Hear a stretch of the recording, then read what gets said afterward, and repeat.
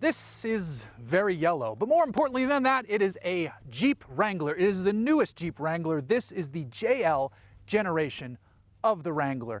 And Jeep launched these in 2018, and every year they've been adding more and more. We got the pickup version, the Gladiator, Rubicon, Rubicon Recon, all these different special editions. This one specifically is the Sahara. Today we're gonna dive into what makes the 2020 Jeep Wrangler so special and so good in a place like this, in the middle of nowhere.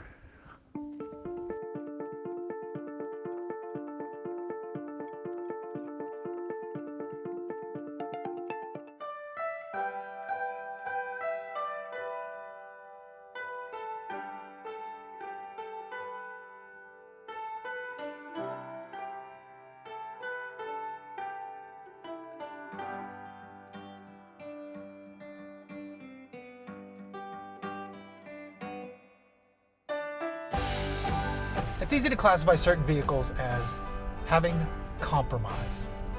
This is definitely one of them. The Jeep Wrangler is excellent at driving off-road, on trails, through dirt and mud and all of that stuff.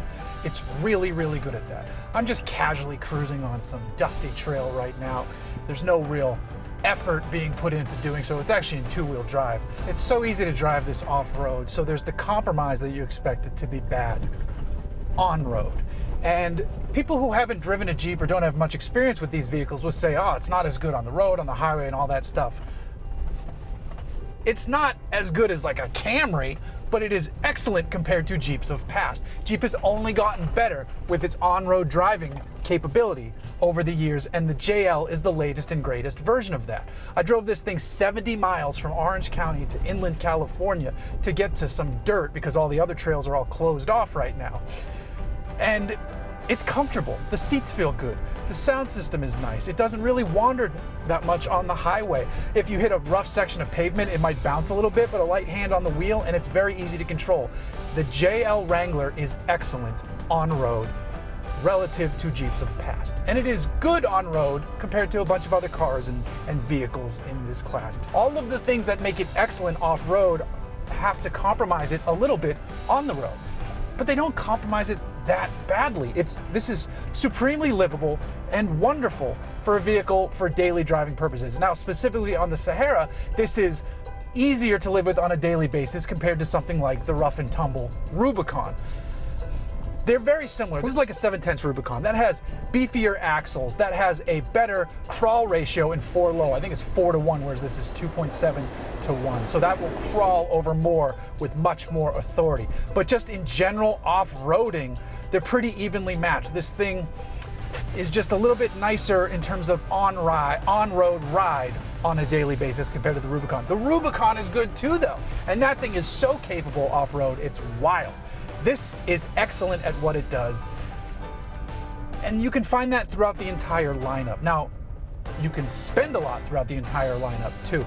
A Jeep Wrangler starts at under $30,000, and you can spend over $65,000, which frankly is crazy. You don't need to spend that much. This one though is pretty loaded. This one I think is around $54,000.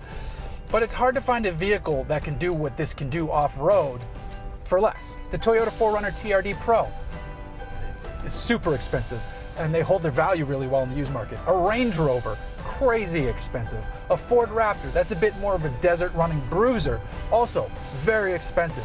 So if you spend, $50 and below on a 4-door unlimited Jeep Wrangler, you're doing a pretty good job.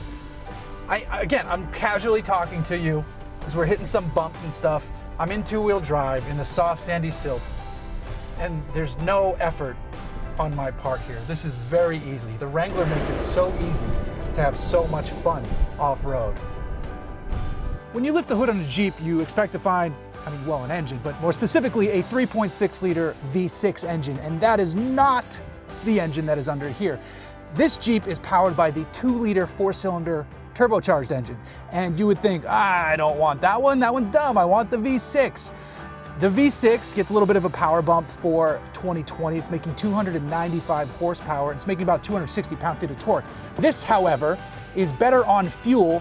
It makes 270 horsepower, but it makes 295 pound-feet of torque. And that's fantastic, and it's great off the line. There's no real turbo lag here. You can see the little Honeywell turbo sitting right there. There's a third engine if you feel like going a different route. You can get your 2020 Jeep Wrangler outfitted with a diesel engine under the hood, a turbo diesel engine to be exact. It makes 260 horsepower, so a little bit less than the others, but it makes 442 pound-feet of torque, and it is fantastic. All of the engine options are great. You have good choices across the line. You can also fit some of them with mild hybrid systems, so they get start-stop setups, and they get better fuel economy theoretically.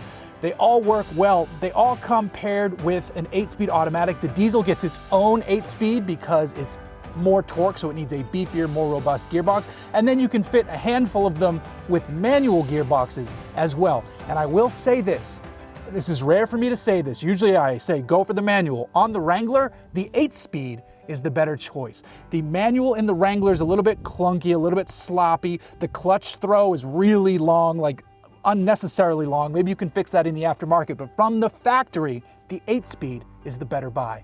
It's such a great dual-natured beast in that it is very fun and enjoyable around town as a daily driver, and then it is serious fun when the pavement goes away and you get onto the dirt.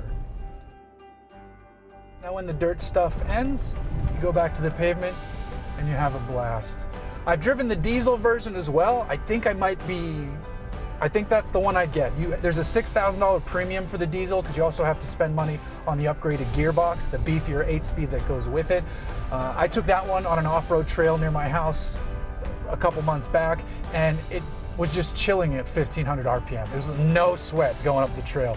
Very impressive, tons of torque. I really like the diesel option. I'm actually more blown away though by this 2-liter 4-cylinder turbo, because this is the one that you would think would be the least interesting, when in fact this is probably a better option than the V6. The V6 has the edge a little bit in horsepower, but this has more torque, and torque can be pretty important when you're crawling over trails and whatnot. Thankfully, all the choices are pretty good. The one we really need to get our hands on though is the Mojave. I like going fast on the trails, and that's what the Mojave is all about. But just cruising down this, very comfortable. And it's nice and quiet in here. The JL is so refined compared to the JK and the Jeeps that came before it. Jeep really nailed it with this one, and they need to keep the enthusiasts happy. It's like Ford can't mess up the Mustang. You know, there'd be hell to pay if they did that. Jeep cannot mess up the Wrangler because it would just be terrible, and all the Jeep fans would let Jeep hear it right away. They haven't. It's fantastic. And I think it's only getting better as Jeep adds more and more different options and models and trims and versions. It's a cash cow though too. These things fetch so much dough. You see mostly 4-doors, which are more expensive. You see tons of Rubicons, which are, you know, top of the ladder. I'm not seeing a lot of Gladiators, but I am seeing a lot of JLs on the road. This thing's a lot of fun, and I love it. I wouldn't get it in yellow though. Yellow's not for me. So there you go. That's why these things are awesome. You can have an amazing time out here in the dust, in the dirt, playing around, getting this thing filthy, and then just hop back in, head home, hit the pavement, clean it off, and you're good to go.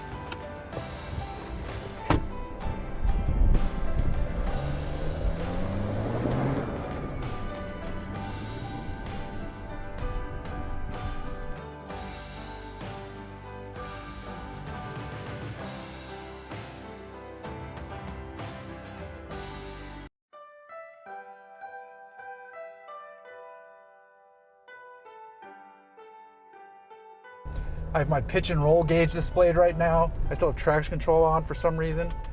Turn that off. And you just go out here and you enjoy yourself.